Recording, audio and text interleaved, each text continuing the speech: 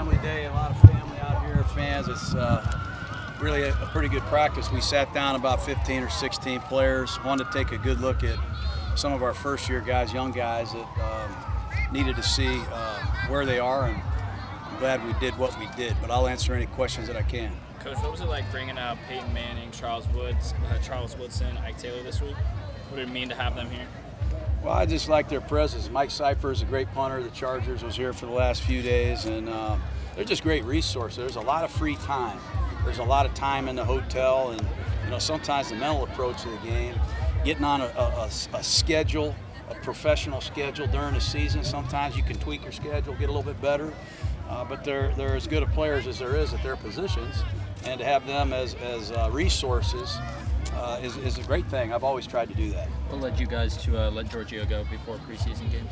Well, I think the young kid is really kicking the ball well, and it's hard to get a right-footed kicker and a left-footed kicker and the holder in the operation tight enough.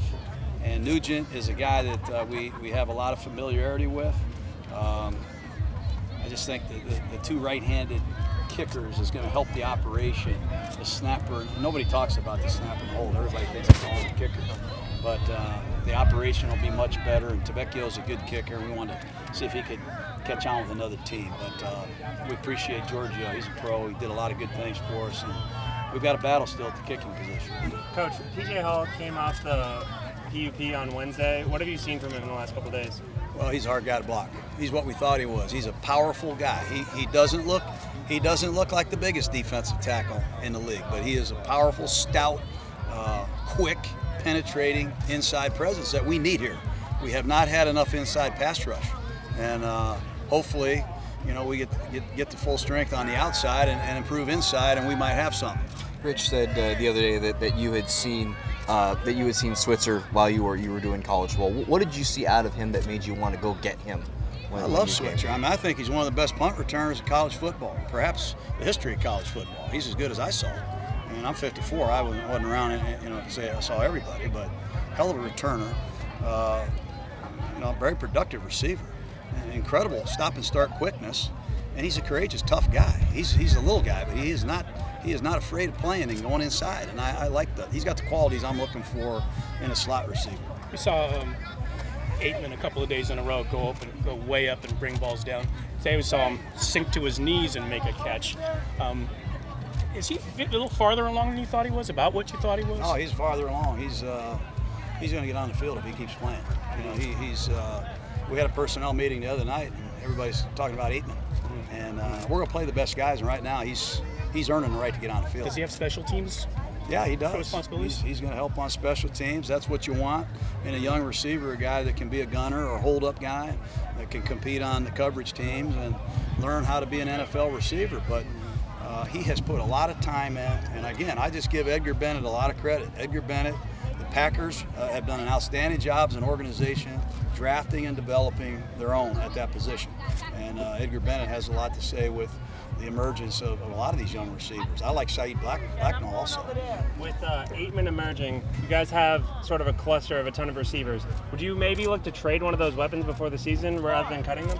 It's too early to say that right now. We haven't even really broke a sweat yet. We got to play a couple of these preseason games and see how it all shakes out. But we do like what we've seen the first 2 weeks of camp. What makes Switzer a good fit for your offense? Because that was one thing he didn't really get to. I think he fits any offense. He's in a tough position in Dallas with Cole Beasley as the slot. They obviously had a surplus, and they went a different direction with Tavon Austin. I don't know what they did, but he fits what we need. He's a guy that can change the game, I think, on third down. He's a tough matchup. He is quick, and he has vertical speed. He has special teams ability, and we'll just see if he's strong enough to be a durable player in the last 16 weeks. We'll see. What you've learned from Martavis since he got here, what are you counting on from Martavis this season? He's got to get out here and play better. He's got to get out here. He's in a competitive situation, and right now, a lot of the other receivers have had a nice camp. He's just got to learn the offense. He's got to stay out here. He's had some illnesses. He's got to get on the field. He's got to master the offense and become more versatile.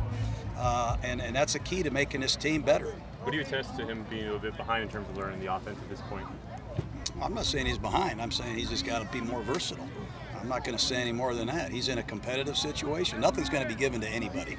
It doesn't matter how you got here or what your history card says.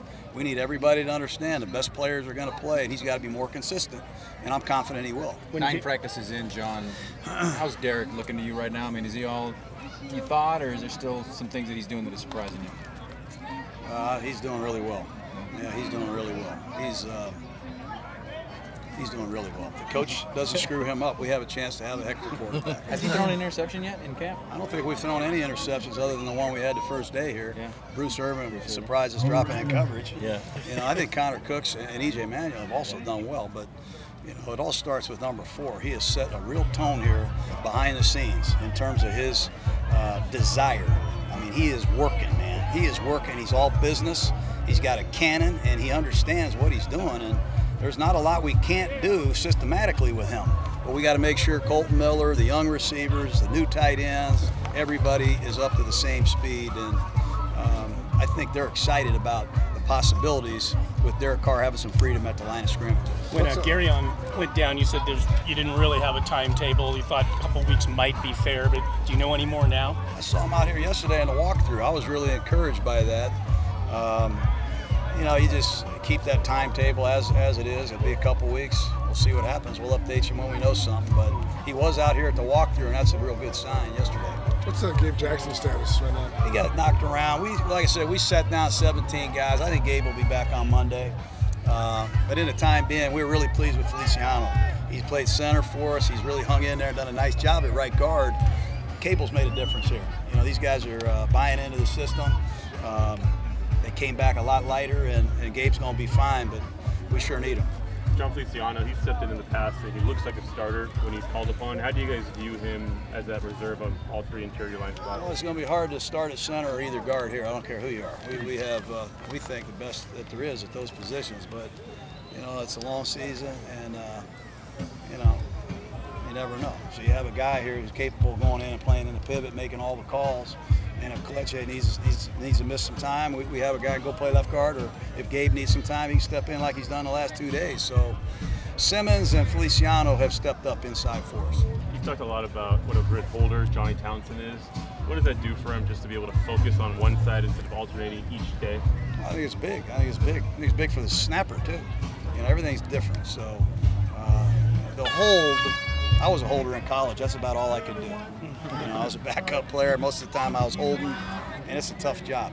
Some kickers want the ball upright. Some want it angled a certain way. You got to spin the laces. You got to handle a bad snap. So it's important that you have some consistency in terms of how you put the ball down. Coach, Colton Miller has been lined up at the left all offseason.